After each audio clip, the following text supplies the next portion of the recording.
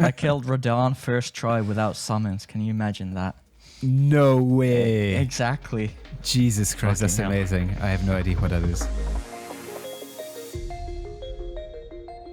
And we're on. Welcome everybody to another episode of the Last Week Liquid podcast. And today I have the pleasure of sitting down once again with my co-host Ossi for another best of episode. As you can notice, I'm really tired and I don't know what I'm saying. So I'll be counting on Ossi to lead the drive on this episode. Here we go again. But yeah, no, we're doing these episodes on a monthly basis now. Every end of month, we'll be reviewing our favorite drum and bass tracks releases of the past month. And so yeah, this month reviewing our favorite releases of March. Before we get into all of that, how are you doing, Ossi? What's new in your life? I'm doing very good. I've been playing Elden Ring like hell. Like a fucking nerd, yeah. Exactly. Can you imagine to schedule this? I killed Radon first try without summons. Can you imagine that? No way. Exactly. Jesus Christ, that's Fucking hell. amazing. I have no idea what that is. Is that somebody? What? It's a big bad boss. So is that like a very famous? Is that like a very famous video game or? Yes. Yes. You've been living under a rock, I see. No, I've just been living in the actual world, but that's fine. Probably getting half the audience riled up against me now, but fuck it. So what's been up with you besides nerding? Oh, not much really. Music, DJing. Did a DJ stream. Got a raid. Got like 200 people in the stream. That was fun. I saw that, but you always post your stories in Finnish, so I have no idea what's happening. You should probably do them in English, for like audience sake. But I guess so. But there's the audience is kind of mixed. There's a lot of Finns in there, so I gotta keep it friendly for them too. Keep it local. Unfortunately. So what happened? Who raided you? This big Finnish electronic music radio DJ. Oh, sick. He had a stream and then he raided us and said some nice words, which is always nice. Nice. Was that like your biggest audience ever? Yeah, it's all downhill from here. Yeah. That's peak right there. That's the high point of your career, straight up. Good stuff. Before we get into probably good to plug your Twitch channel, Reddit, all that good stuff. Where can people find you? I do release lists with a bunch of other people on Reddit. We do reviews and everything's nice and categorized every week. All the new releases. I do DJing, Twitch at Telm X Wilson, and that's enough of that. Dude, you have to plug your stuff. I'm like pushing you to the Reddit thing improvement you did is really good. The categorizing I think so too. It's brilliant. Because in the past, so for people who don't know, is it on RDNB or do you post it on so it's every Monday morning a list of all the releases of the past week, and it used to be just a huge list of releases, and now like you're 100 doing releases a week. Exactly, and now you're doing categories. Like, how long does it take to actually put them in the right categories? Because it's like, is this liquid? Is this deep? Is this other? We have I think we have 5 or 6 categories. We have general drum and bass, dance floor, liquid, deep /tech /minimal, which is pretty wide, but that's like 90% of releases. Then we got neuro, funk, jump up, and jungle, and it doesn't take that long because all of us, we've listened to the tracks that we add anyway to the list, so we know pretty much what is, and nice. So it's a bit of extra work, but it makes the end product much better. Yeah, good stuff. Much easier for people to sort through the releases and actually find new stuff. And now if you go through the list, you don't have to go through all the jump up that's being released. Talking about you here, Simon. Yeah, definitely. I saw you added a few jump up tracks to this week's. Ooh, no list. spoilers. No spoilers. But Yeah, no, it's a great place for people to check out if you want to try and keep up to date with the millions of releases that come out every week. Our DNB Monday morning is a place to do it. So yeah, we are on YouTube, we're on SoundCloud, Apple Podcasts, Spotify, all the good places. Give us a sub, a like, a follow, a rating, whatever you can do to help the podcast be discovered is always appreciated. If you're watching on YouTube, you'll notice that my background is changed, and that's because I've recently moved from Ireland back to Belgium. So I'm staying at my in-laws at the moment. And for those that follow my adventures more closely, I'm very happy to say we've finally bought a van this morning, which was very stressful. But we finally bought a van, and we're planning on converting it and then hitting the road and having some adventures in it. So that's kind of cool, I guess. How much stuff are you going to cram into it? Dude, you're so limited. It's like, because we're doing a full van conversion with like kitchen and bathroom and, well, not bathroom, but like a shower and toilet and stuff like that. So how? It's possible. You just buy a big enough van. Is it going to be like a fold up table and everything like that? Yeah, it's basically like at the end of the van, you have two, I guess, sort of couches on the sides with a table in the middle, and the table kind of drops down, and then you can make your bed at night basically across the van. So it's not a fixed bed, but you'd be surprised how much stuff you can I guess fit into a van. But it's quite a big one, so it's not a like small VW camper van, it's like a big utility van. But I don't know if you saw Etherwood posted on Instagram a few days ago. He just finished converting his own van, and it's also like full like kitchen, everything in it. I don't think they have a shower. No, I didn't. He sounds like the person who would do that. Well, he was already doing van living before. We talked about it on the episode we did for the podcast together. And I guess this one was more a proper full conversion one, and it looks really nice. If you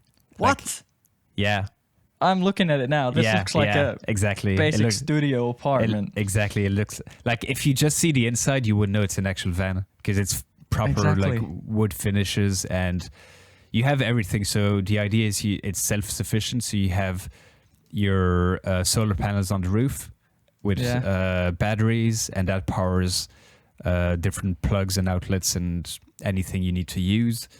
Obviously, you need to fill up insulation too. Yeah, you need to insulate everything first, and then you put your panels over it, and it's a big project. But his looks really nice. Is that what yours going to be looking like? Yeah, roughly. Yeah, you just add like a shower and stuff, but so that's going to be like the project over the next few months, converting that van, and then hitting the road with it. Hopefully, then the goal is to do some podcast interviews in person. If I'm traveling through, like traveling through the UK, for example, try to stop by the big cities and finally do some interviews in person. That'd be nice. But yeah, so that's kind of a plan for the coming months. I'm just gonna be sitting here and doing nothing basically. And nerding. We got that. Yes. But yeah, probably a good time to also tell you guys that I'll make a proper announcement, but the frequency of episodes, especially interviews, might change a bit. For example, next week and the week after, I don't have any interviews scheduled because I've been so busy and it's been impossible to fit in. Plus, everybody's leaving me on red, and it's impossible to actually schedule anything. So the scheduling of episodes might change a bit just because of how much time I have to dedicate to it. But just so you know, don't be panicked if there isn't an episode next Monday. That's why. Exactly. Panic. But on the plus side, if you haven't checked yet, go on the YouTube channel Last Week Liquid Podcast. Check out the video we posted with Ossi. First React video for the both of us. First time listening to Photech. We had a lot of fun doing it, and we had a ton of great feedback from people who enjoyed that video. So we'll be definitely doing more of those. Probably a bit more than of those videos and a bit less of interviews in the coming months. Just so you guys know. But yeah, that was kind of a fun experience. I don't know if you got any feedback on it, Ossi, but I got some pretty nice feedback. I did. It was received well. And yeah, a couple of friends who actually follow, I don't know, can you say follow reaction channels or I don't know. Anyway, they got some good feedback in terms of it being proper content. Apparently. Proper content. Proper YouTube content. We love the C word here, just pushing out content. But yeah, no, I think we struck a good balance between not reacting stupidly, like just being like except for the thumbnails. Exactly, but you got to do the thumbnails. But the actual video, I think we struck a right balance between reacting and also just giving an educated opinion based on what we know in drum and bass and what's coming out today versus that album that we listened to, which came out in 1997. So yeah, fun video to do, and we'll definitely do more. Should we get on to the tracks? We've been rambling on for like 20 minutes right now. We're supposed to talk about music. I know. This is music. Every time I think, okay, I need to do this one kind of quickly because I have a shit ton of stuff to do, and then I end up rambling. So sorry, let's go into our favorite releases of March, and I'll give you the floor. Just jump straight into it, man. What were your favorite tracks? Oakley dokely then, let's go. I'm gonna assume that you have Alex Perez on your list. Yeah. Let's start with that. Wairua EP. I'm taking that's a New Zealand thing. Considering he just moved there. He got a lot of feedback. I don't know when you saw. I don't know if you saw when he posted the name of the EP. Because a lot of the tracks, if not all of them, are like Maori, I think, words. And he did a dedicated post saying, okay, just so you guys know, because I guess he got some messages and stuff, and he said, I checked with like local natives, I guess you'd call them, or local people about the words and how they're used and their meaning, etc. So I'm not like just like cultural appropriation of just like using words that sound cool. So he had his like disclaimer post of like this is okay, guys. which is great, which is good, I think. I like it that he puts the effort in. Yeah. But I don't know. I don't agree on having to do that, but it's nice. It's nice, that's another debate. Yeah, it is. The music. Anyway, the music is very good. You got those soulful Alex Perez kind of vibes. Full liquid this EP. If someone's expecting any bangers, they're going to be disappointed, but hopefully not that disappointing since it is Perez anyway. What was your favorite track? Mine was the rap one. What's it called? Stayed the Same with Verbs. Just because, and I picked another track which I'll talk about later from Aiden called Circuit Prayer, which was kind of a similar vibe.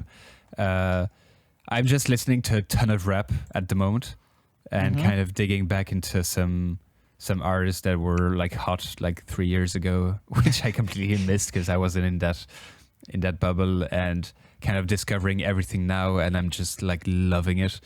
And so I think that's why that track just kind of resonated a bit more with me, because I love the rapping on that and the tone of the guy's voice. I don't know. Yeah, I really enjoyed that one. What about you? Evermore. Okay. Easily. It's like fantastic liquid wobbler. Has a nice little... I don't know. I'm a sucker for soulful vocals. Yeah. Which is gonna be a bit of a theme for this episode. A theme in this one, yeah. I've got a few ones with some great vocal samples as well. And everything's just really nice. The piano in the background, it's fitted in really well. It's not being pushed too much into the front row of the track, and then you have the little vocal in the background. All the little tiny little elements just come together really well, and then you got that little wobble, like I said. Yeah, no, solid release. Obviously, I don't know. For me, I think obviously all the tracks are great, but there wasn't, besides the Stayed the Same, there wasn't another one where I was like, oh wow, like I'm blown away. Just because I guess the standard is so high with him. Yep. And you know, like in terms of Liquid, like his album was like amazing, and then in terms of heavy hitters, his latest releases were more around that vibe, like the stuff he put out with DLR. So like the bar is set so high either for Liquid or deep stuff that it just needs to, you're expecting something like insanely good. And then when it's just, this is really great. Yeah, exactly. Not And good then it's enough like, anymore. and then it's like, okay, this is like perfectly produced and perfectly smooth, and it just rolls for 5 minutes, and it's great. But you're like expecting something to blow your mind. So that, I think that's kind of the curse of like being the big names in the scene. Must be a pain. Yeah. Must be a huge pain to have so much like anticipation on your name. And whatever you kind of do, you can't live up to the hype. Yeah. Like, must be so stressful. Yeah. Like, but no, I think it was interesting that there wasn't even one, I guess, heavy hitter. Like he does more his releases like this is a heavy release, this is a Liquid release. Whereas other artists might do like one release with the banger, the roller, the 140 tune, and kind of mix them all together to show what they can do. Like he doesn't really care. He just does like he one doesn't release. need to show what he can exactly, do. Exactly. Like, he doesn't need to flex anymore. So yeah, no, my pick was definitely the rap one with Verbs. Really enjoyed that one, just because I'm in a big rap rabbit hole at the moment. So who are you listening to? What are we talking? Are we talking West Coast gangster rap or what? No, not gangster rap, the more like emo SoundCloud rap. Nice. So XXX and exactly. Fuck me, I'm deep into XXX at the moment. I'm trying not to listen too much because it's the most depressing music I've ever heard. But basically, I got fed the latest Juice WRLD album back in, I think it was December. Like it's probably his second or third posthumous, I think you call it, like album after his death. I think this one, I forget what the name was, but basically it got pushed to me on Spotify, gave it a listen, was like, shit, this reminds me a lot of like Blink and like emo punk rock in the melodies and the vocals. I was like, oh shit. Then kind of dug back and discovered like his album and the big hits. I was like, fuck me, I love this. And that's something I didn't expect from you. Oh, dude, yeah. I love everything if it's well done, and except Jump Up. Except Jump Up, yeah, obviously, but like we don't talk about that here. But yeah, no, and then I don't know if actually let's just dive into this debate because I want to have this debate, and I know this is going to drag on to the episode for another hour, but fuck it, let's do it. So I've been deep into the SoundCloud rap rabbit hole, listening to a lot of XXX, like these 1.5 minutes, like 1 minute 20-second tracks. Some of them like really badly produced, like literally like a phone in front of a guitar and recording like a few chords and then rapping over it. Like from one track to the other, there's like 10 dBs difference because it's been over compressed and mastered differently, and like really bad production. But I've listened to that the first XXX album probably 20 times over the last 3 days because the songs are amazing. Like the hooks are amazing, the melodies are amazing.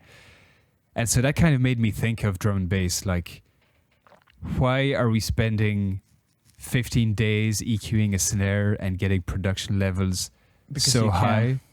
Because when what's actually popping and what's resonating with people are actually tracks that are like a minute long, badly produced, but where the hooks and the melodies are just amazing, you know? And I don't know, it kind of made me like reconsider the whole mixing, production quality and all of that. Because hip hop it's not such a technical genre. It's not, this stuff resonates much more in drum and bass. And especially when you got all the producers are the ones who make the music. And they are the one who are in the front row. Unlike, for example, in hip hop, you got the rappers who are in the front row, and then you got the producers in the background. Yeah. And one of my theories would be that the rappers, everybody makes music.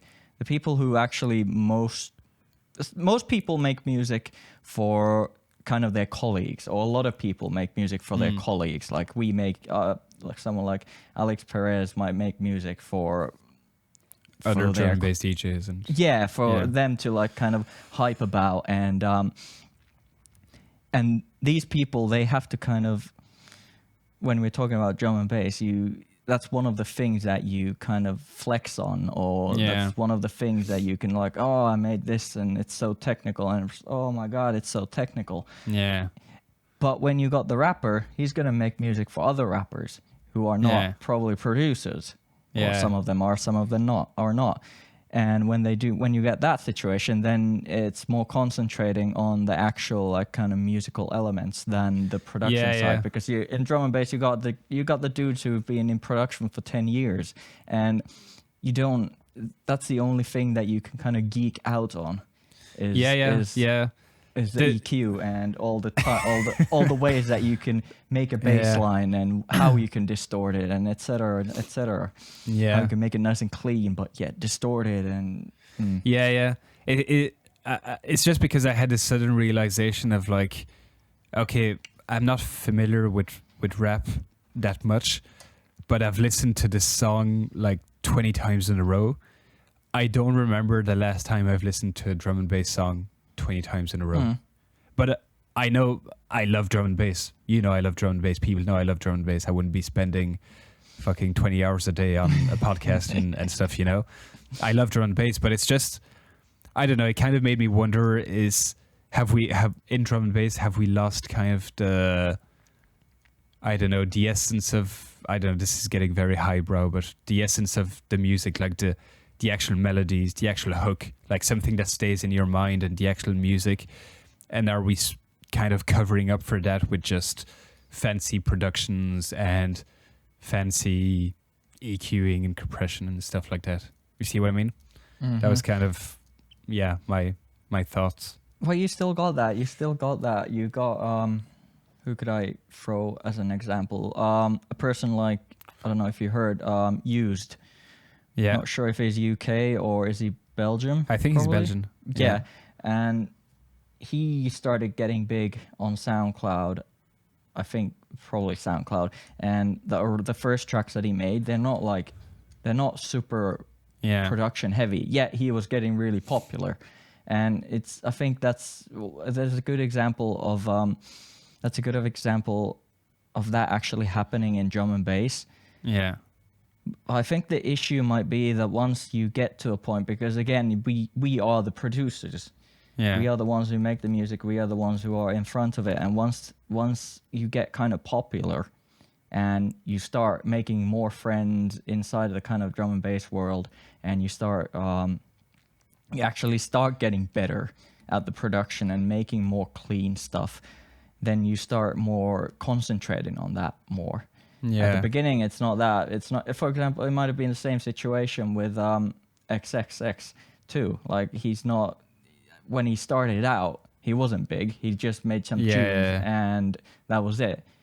Yeah. I'd imagine if he was still alive, if he was still making music, he'd be more concentrating now on the actual like the quality also, because it's kind of expected of him.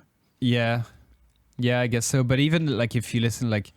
His second album, he was huge by that point, and production wise, it's still like very super basic. Like there's, and so I don't know, not to drag it on, but I think maybe there's just something to learn drum and bass can Definitely. maybe learn something from, I guess, SoundCloud rap, where it's not the most technically produced music, but it fucking stays in your in your mind, you know.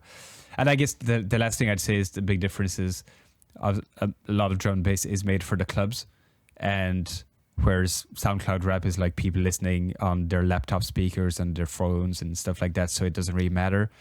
If you have a really shitty produced drum and bass track, nobody's going to play it out, and then joke's on you. So it's kind of, I guess that's the difference as well, is where people play out your music and how they listen to it.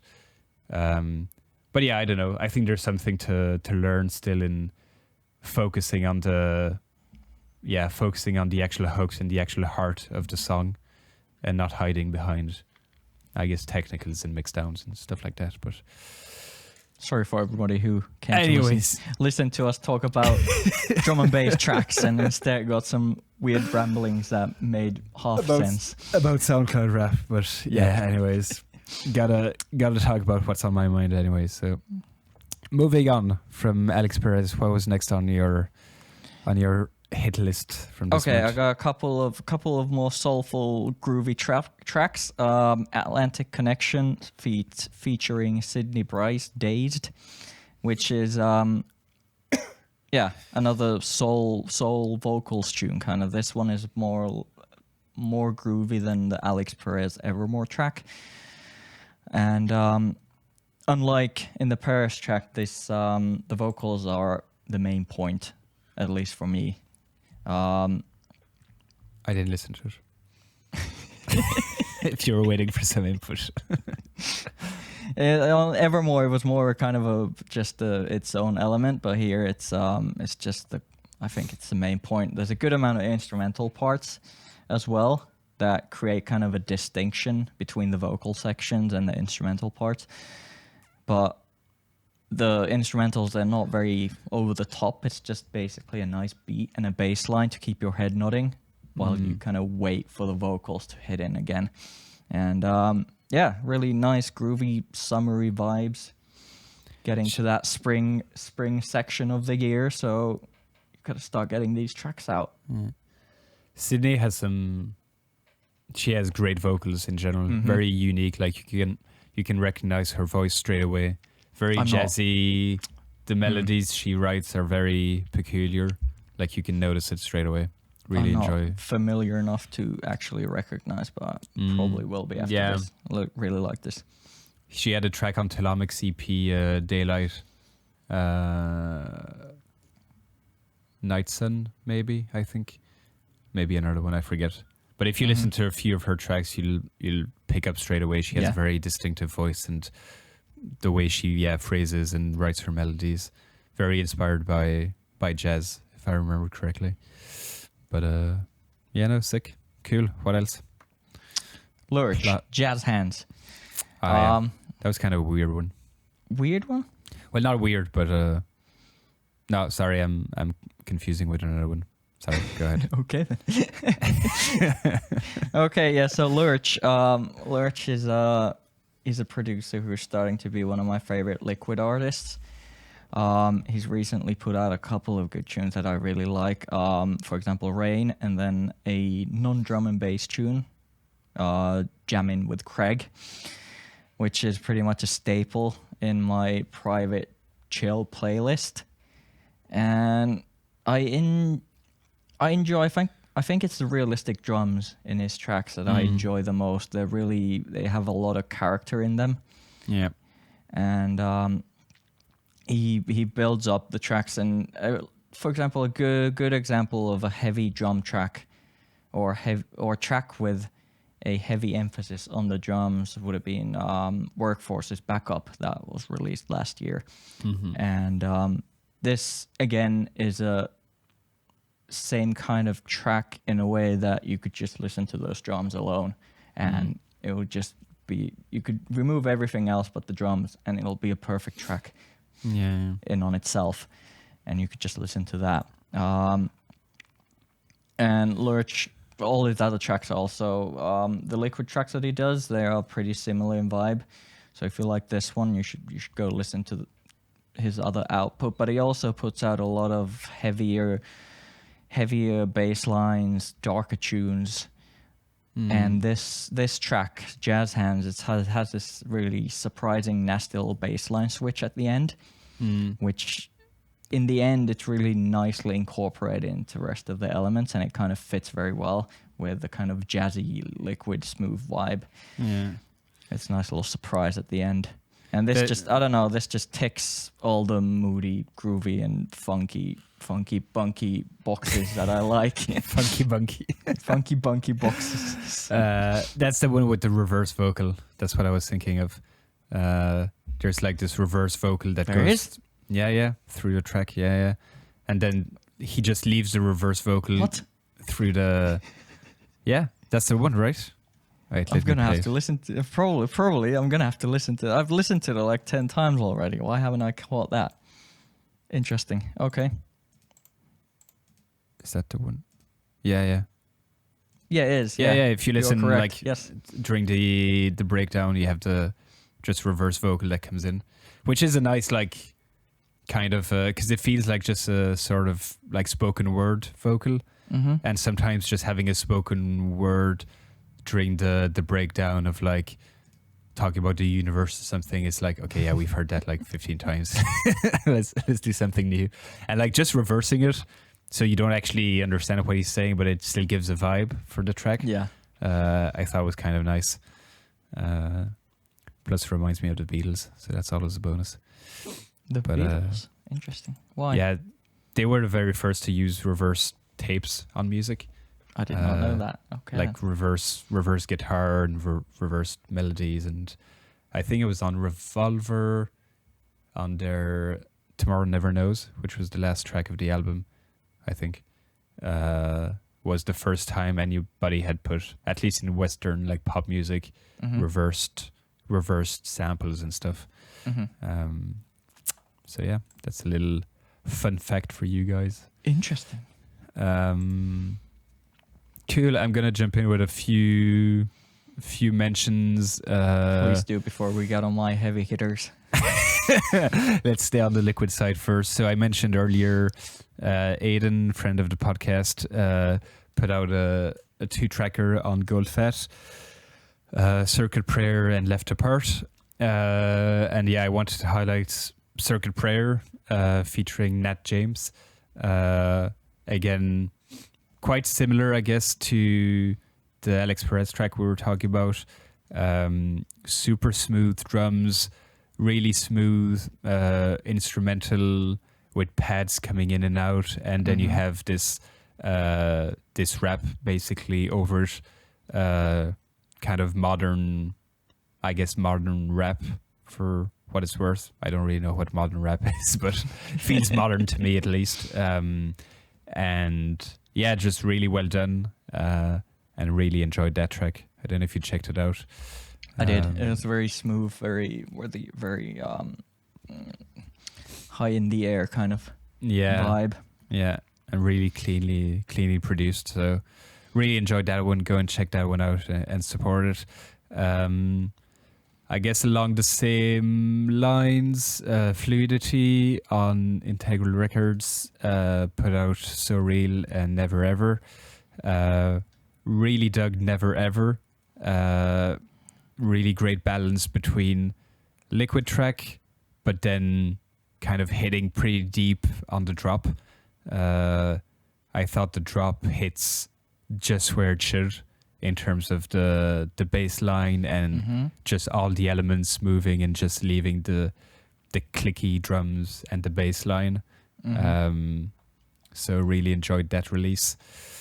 What else do I have? Oh yeah, to Red Eyes to the Falls. EP. Autumn was so good.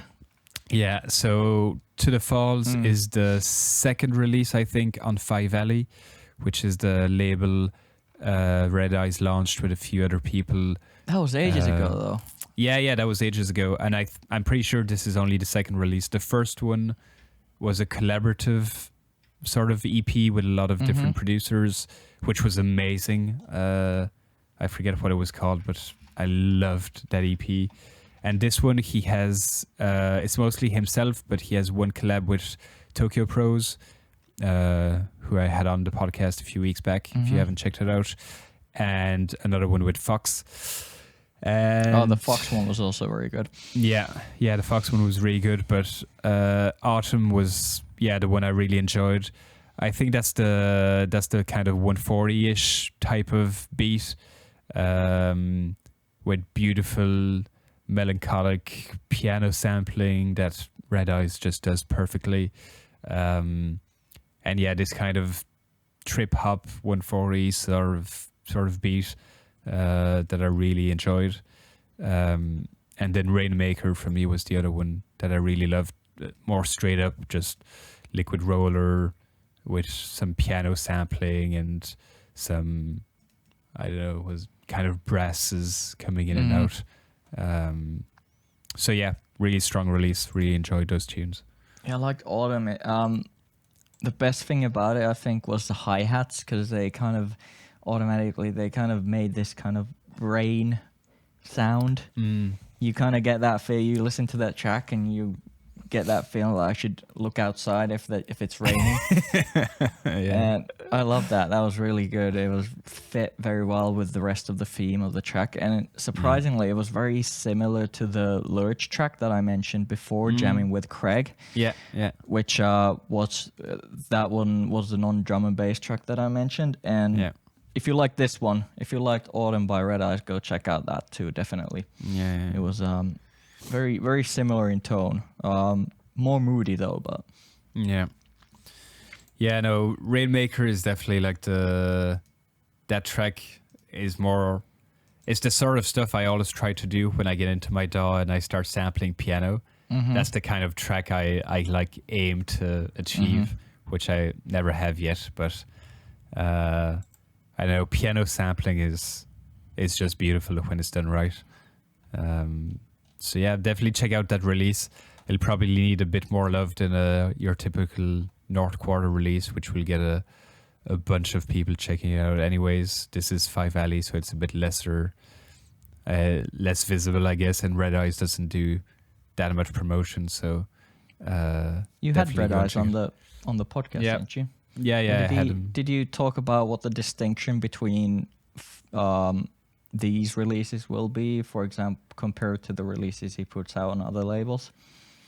Sonically, I don't think there's really a difference, like in terms of it's still going, like his music there could have featured on North Quarter as well. So I don't think sonically there's going to be a huge difference.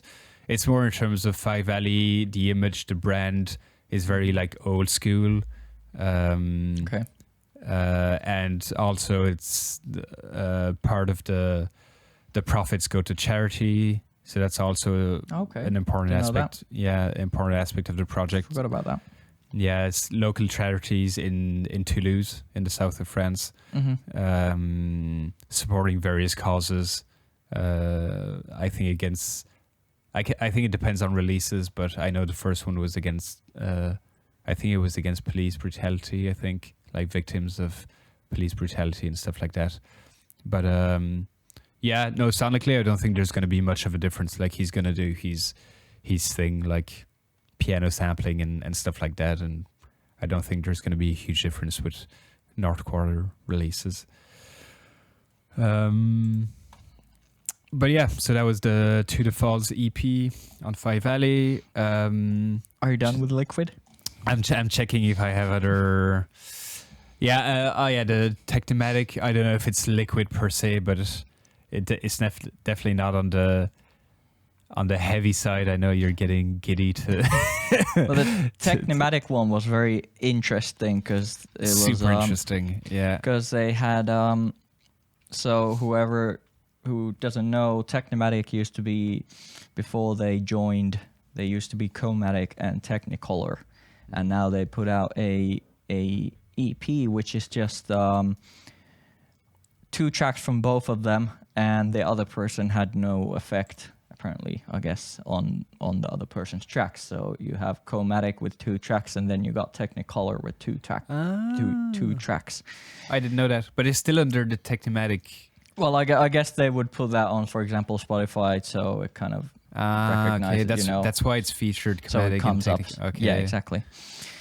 And so this one was very interested in that sense that you have two of the kind of old school guys kind of going at it again on their own.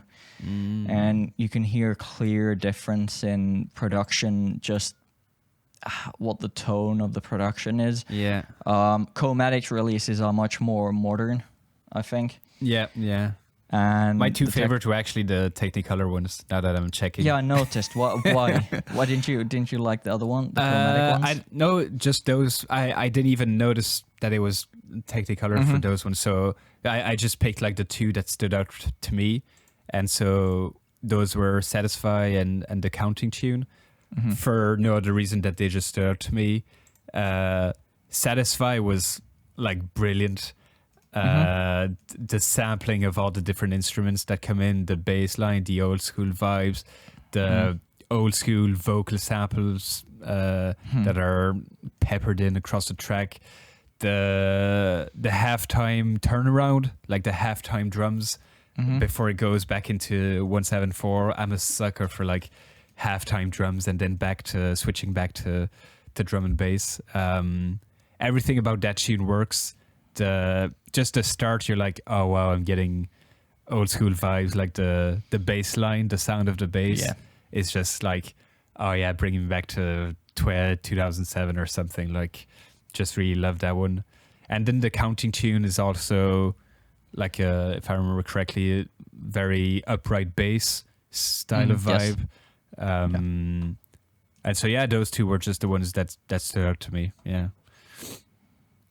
Mine was my favorite was "Make Me Feel" from Chromatic. It was more of a modern club track, banging track. I love the vocal that keeps on like looping. Yeah, I actually really enjoyed that one. Yeah, now that I remember, yeah, works really well. Yeah. I've been wondering if producers like duos would do more of this kind of stuff. Like, it would be interesting to hear. It's a really cool concept. Elements. Yeah. Actually, it makes me think that they posted a 3-part sort of podcast, the two of them talking on YouTube, which I didn't check out, but I saw them post about it.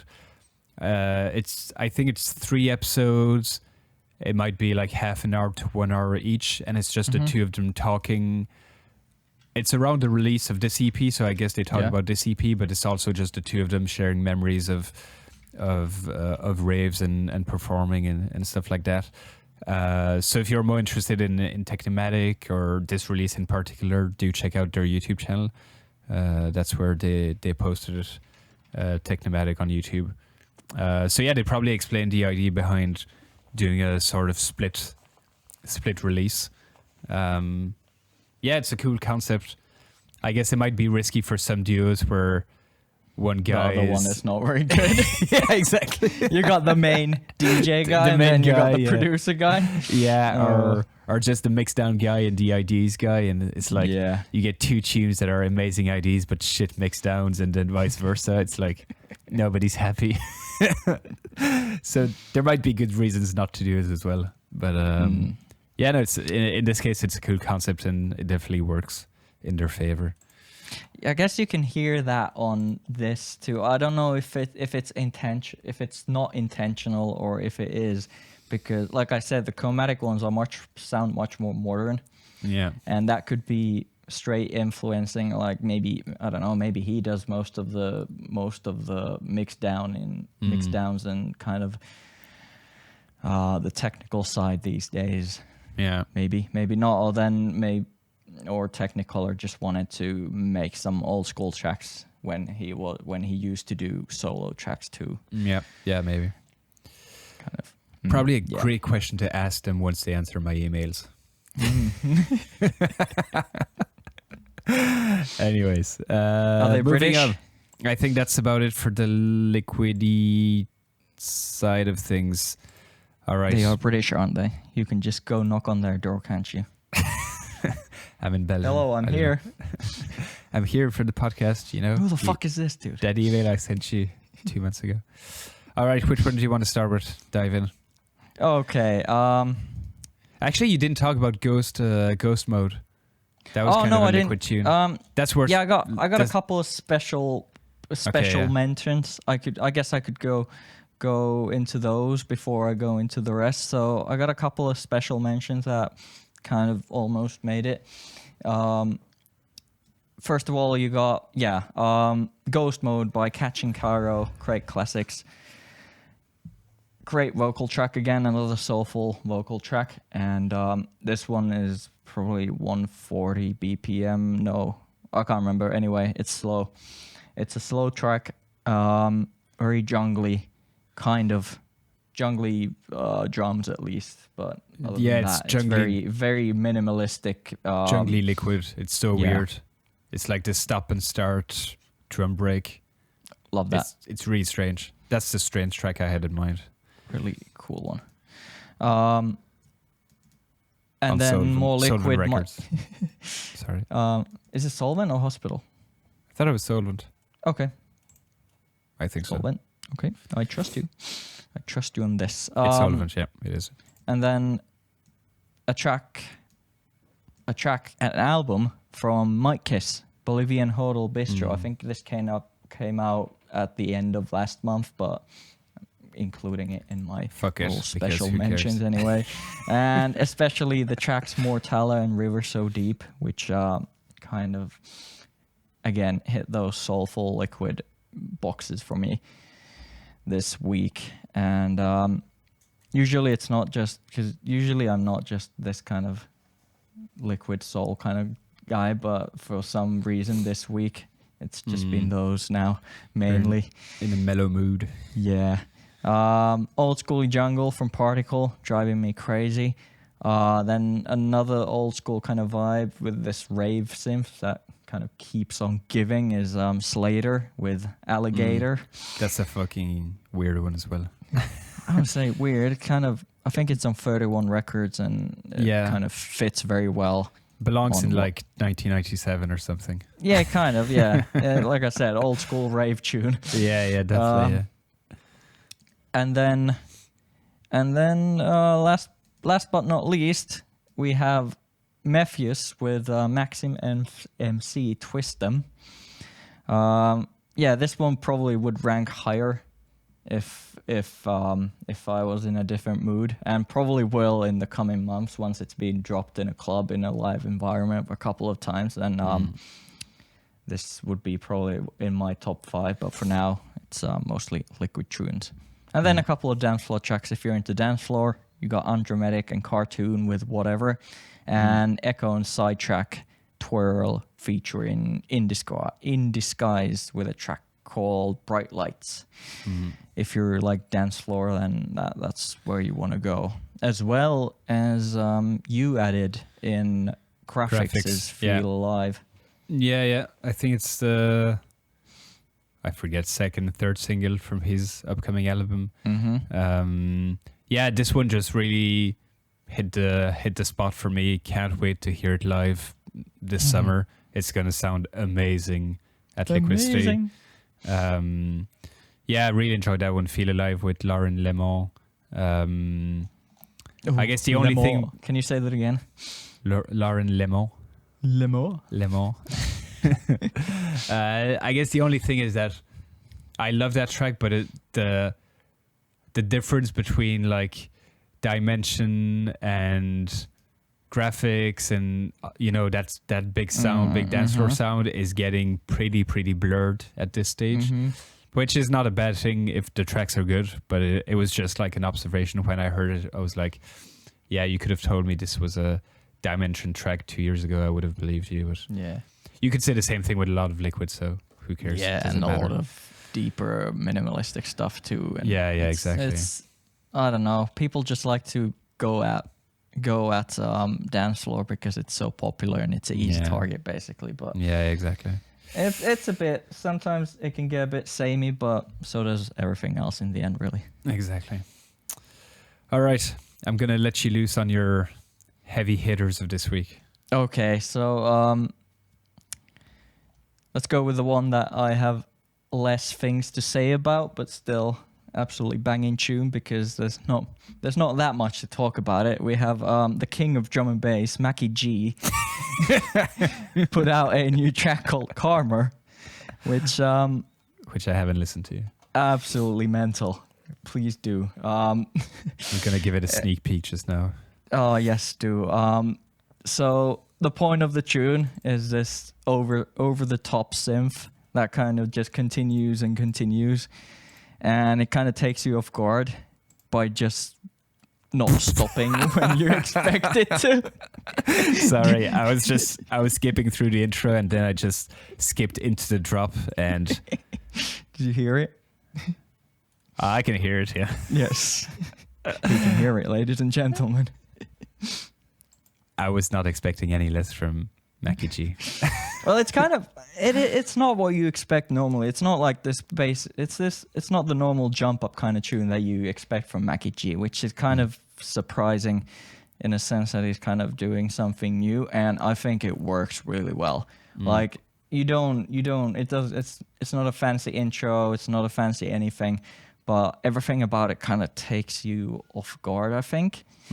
Because you got the synth that comes in, the aggressive killer synth, yeah, and it just keeps on going and going and going, and you when does this stop? It doesn't stop. When does the pain stop?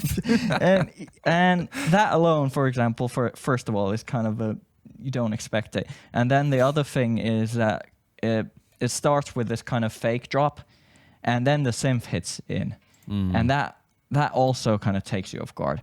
And I think the whole kind of theme of the track is kind of just being something that you don't expect.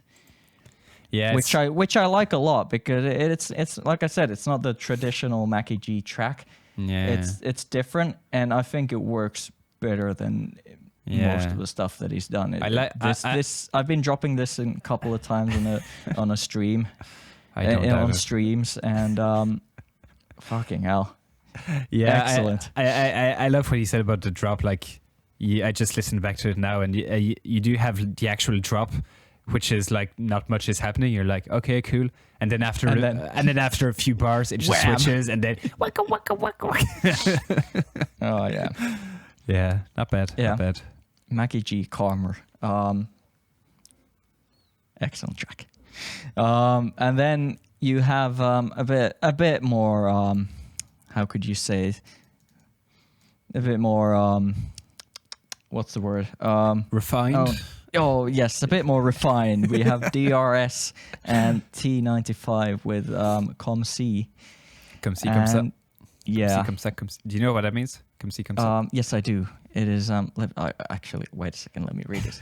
So for anyone who doesn't know, this is straight up from Google, used especially in answer to a question to convey that something is neither very good nor very bad.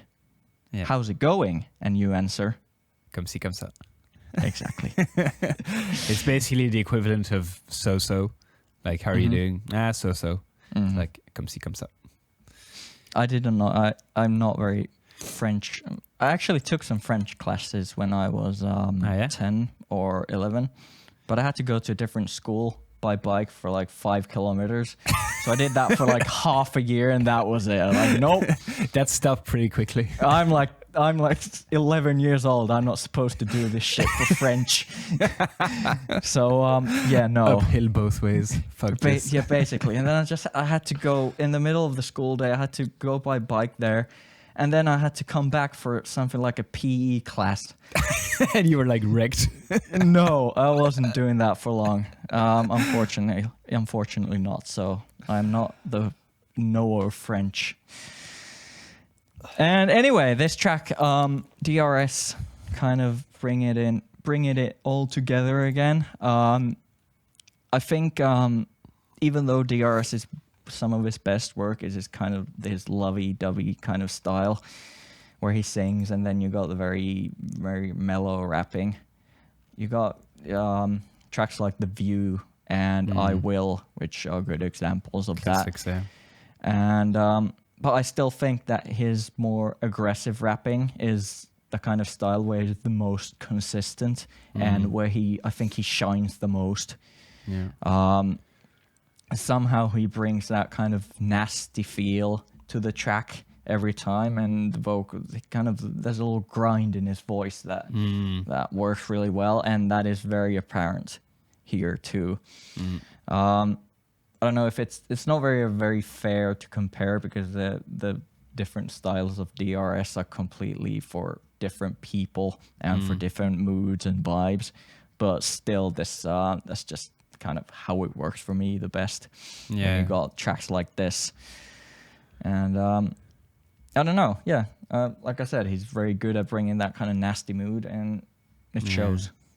It's amazing that he can do such different styles, like singing on just a classic tune, like piano driven singing on top of it, or kind of soft spoken MCing, or more heavy hitting edginess to it, like in this track.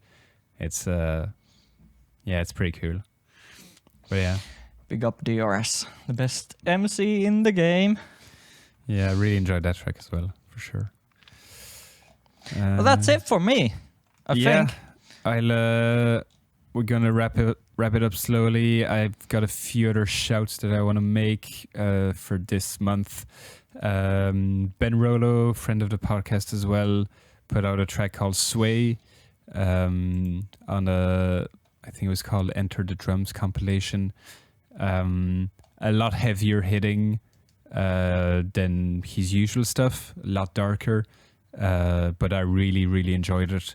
I thought the vocal sampling fit in really well in that track, and the bass work as well. So definitely go and check that out if you haven't yet.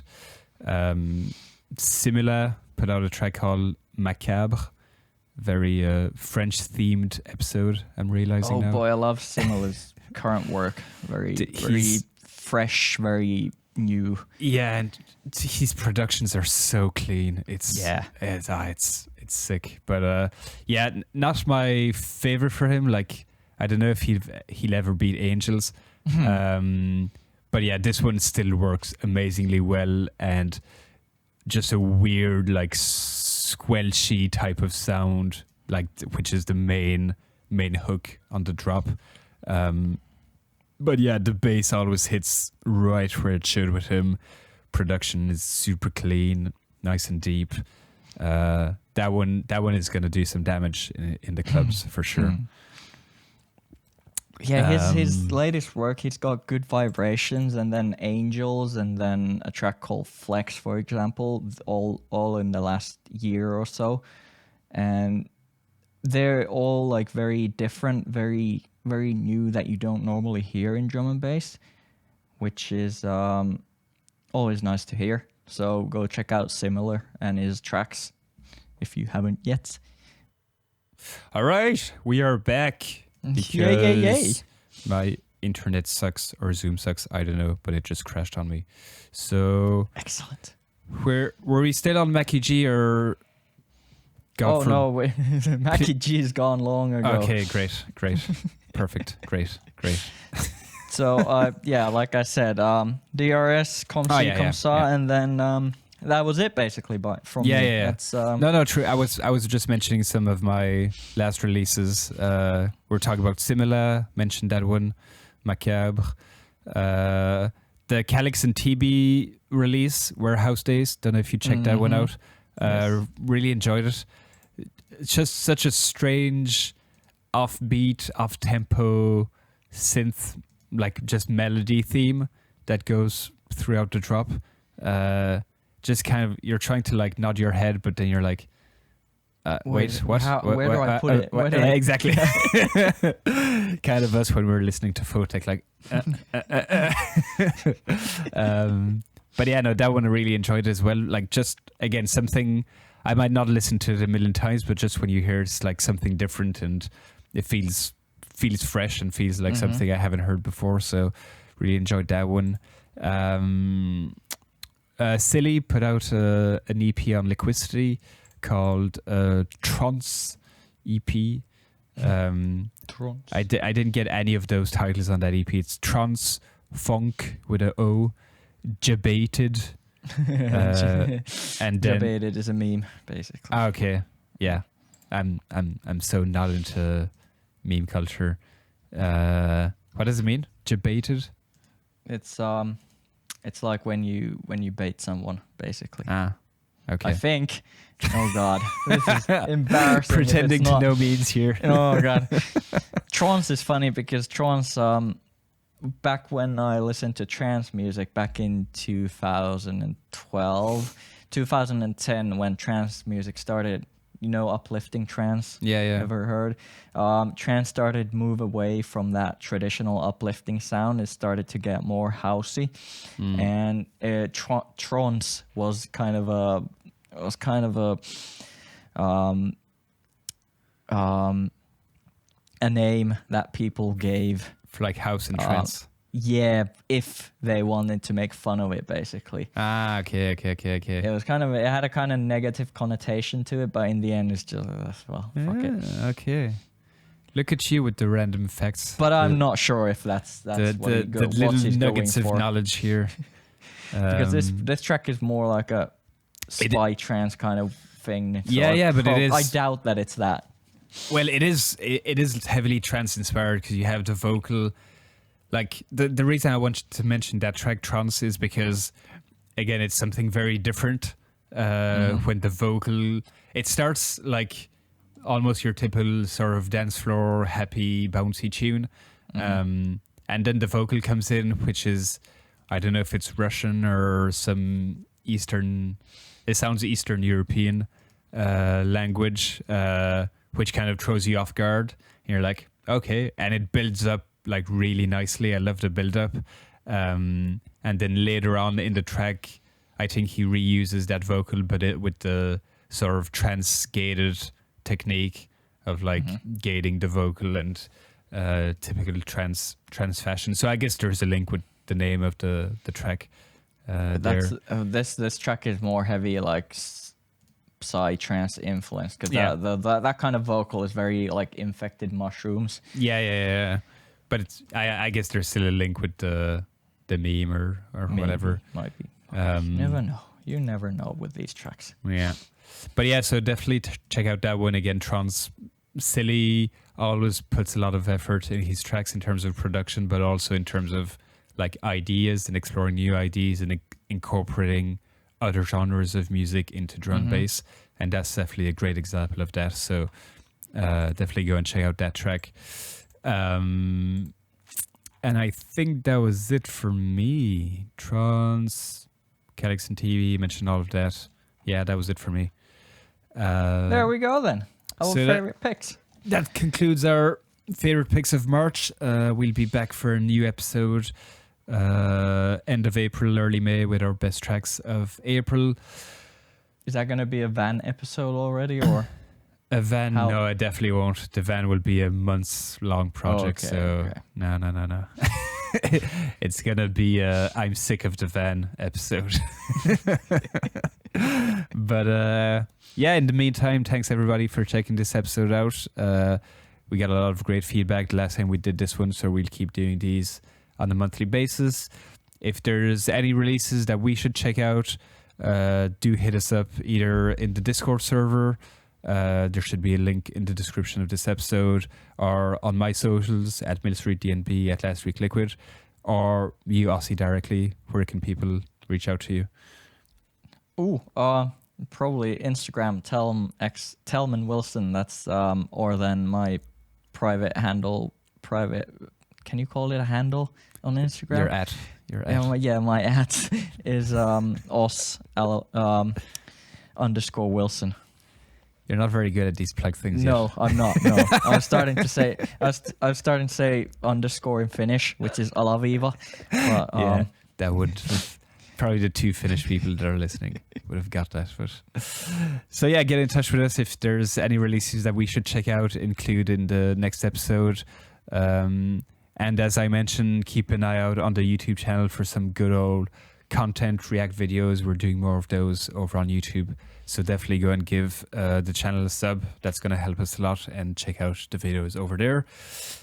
And that's about it for this episode. So thanks again to all of you guys listening. Thanks for having me again. Thank you, Ossi, and we will see you all again very soon. Bye-bye. Bye-bye.